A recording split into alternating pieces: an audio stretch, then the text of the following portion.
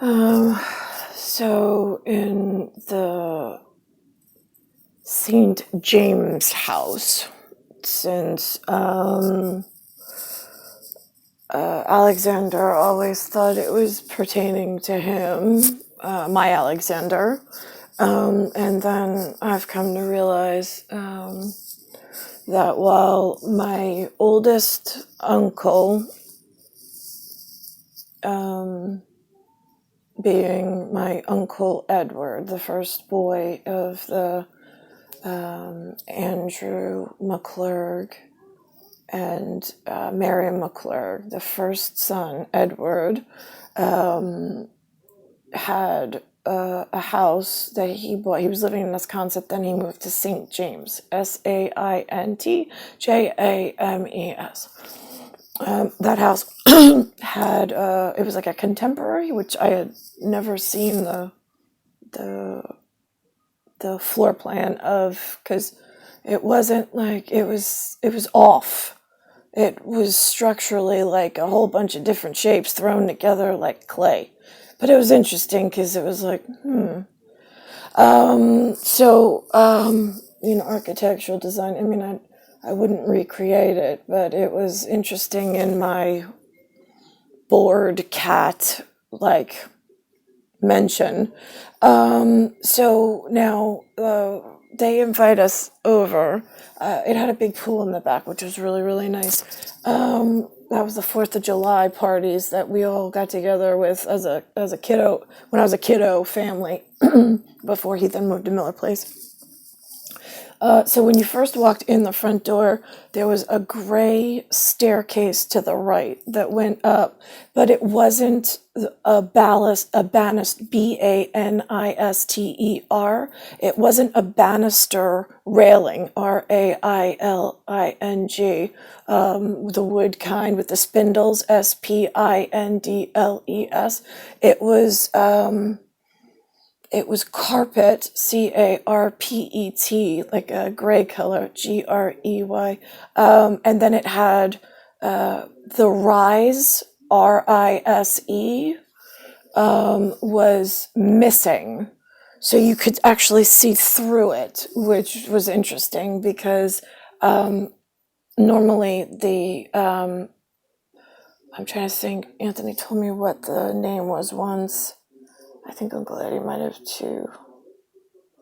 The whole set, when it's put together, like prefabricated at the craftsman shop, when there was still a mill and craftsmen involved. Let's think about this. I went over, and my mom went to go see the rest of the house, and I stayed kind of by the foyer area. I wanted to check out the staircase because I was just examining the shapes of it and how it went up and how it was different and what the different views were. And then I think Uncle Eddie came over. He said, "You like the staircase?" I said, "Is this one of those questions, right? Because if you have nothing nice to say, don't say anything, or do you want my honest opinion, my honest assessment?" And so he said, "No, I can handle it." I said, "Yeah, I don't really care for it. I've seen other staircases. I mean, this one's very unusual, but I like it when it has," I said, "Can I just go up and look from another, or is that allowed?" And he said, "Yeah, I'll talk to the owner. I'm pretty sure it's allowed." He's like, just be careful because Janine upstairs has a cat." And he's like, "You want to see that?" And I was like, "No, Mom's allergic, and I don't know if I am or not, but she said that it's not a pet I'm allowed to like." So he's like, "Right, okay." So I just sat on the staircase examining all the different shapes and like ways that it like unfolded in like geometric patterns to keep myself busy, because as an only child, it's really fucking boring. You have to come up with things to entertain yourself in visual spectrum of nothing. Trying to keep it straight and narrow, so this way some freeform committee could get past like bow ties and neckties and nobody gives a shit foundation and hurry the fuck up.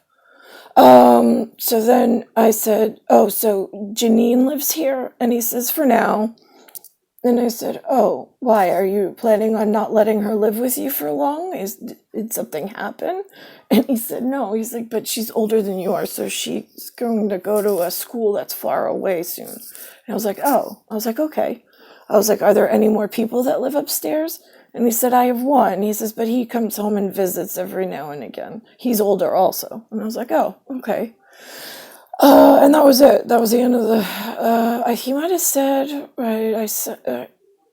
I sent him away, or he got sent away, or he lives away. I don't remember the exact vernacular that he used, but he might have mentioned it once when they first bought the St. James house, and I just had a recon recollection. Was in like gas bubble Coptic, not that I read it on some paper cheat sheet of Cliff Notes from Clifford's granddaughter that everybody else seems to use to brush up on the subject and vocabulary.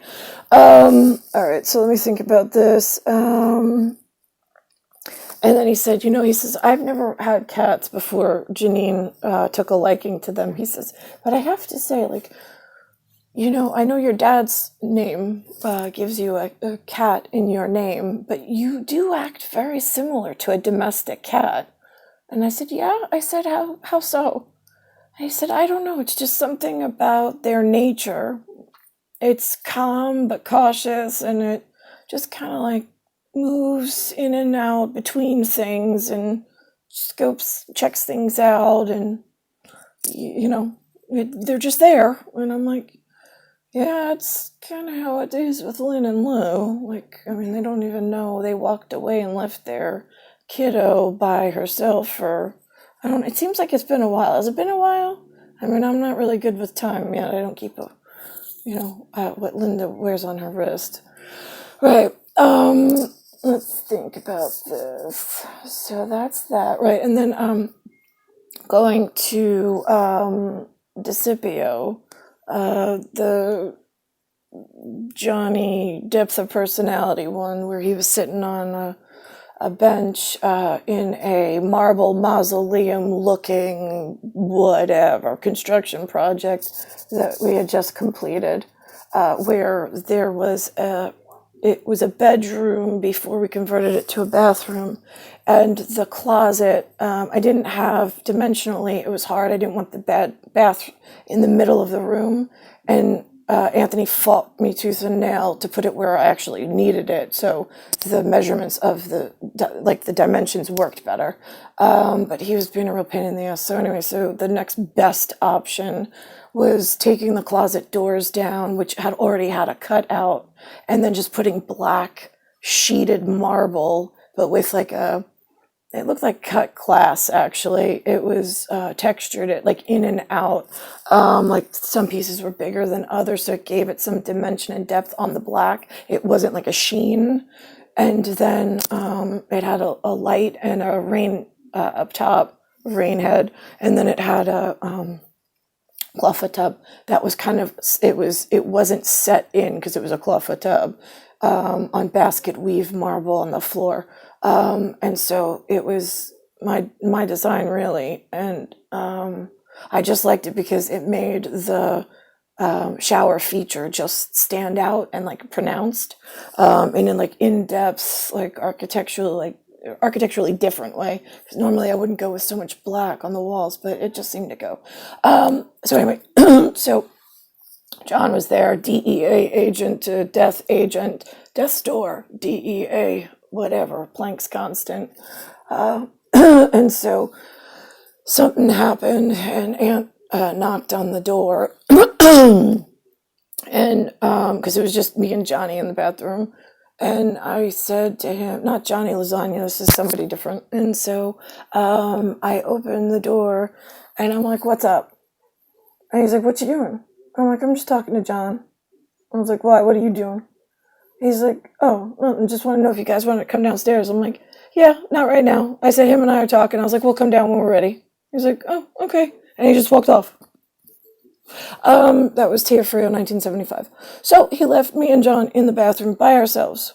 And so at that point, like John and I started talking about like spirituality, and like he asked me to like describe for him like how I came up with the design for the bathroom and whatnot, which I had no problem doing. I mean, something I'm comfortable talking about. And then he said, like, the funny thing is that it was pretty much like a business meeting, kind of sort of on the up and up, but kind of way of accident for myself, because I walked into it not knowing that I was programming the rest of the house to kind of go on pause, like quiet silence, and that Tia Frio interaction was kind of like the seal of like, I need just a few minutes by myself with somebody like that coptically I recognize as safe from Long Island, like everybody's forsaken me.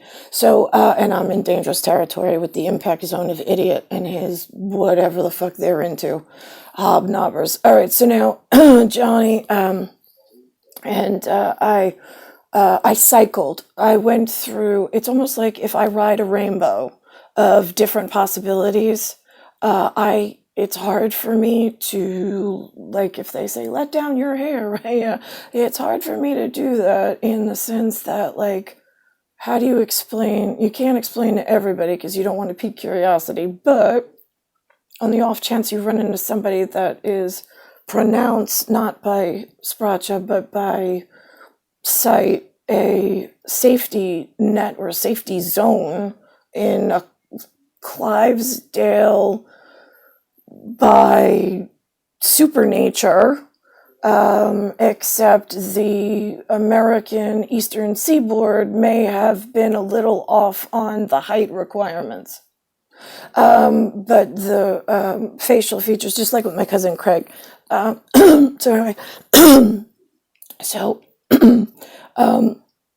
I said to him, so like right that so I kind of again I need someone else to lead because I don't know what, like, I don't run into anybody that's like safety net like ever.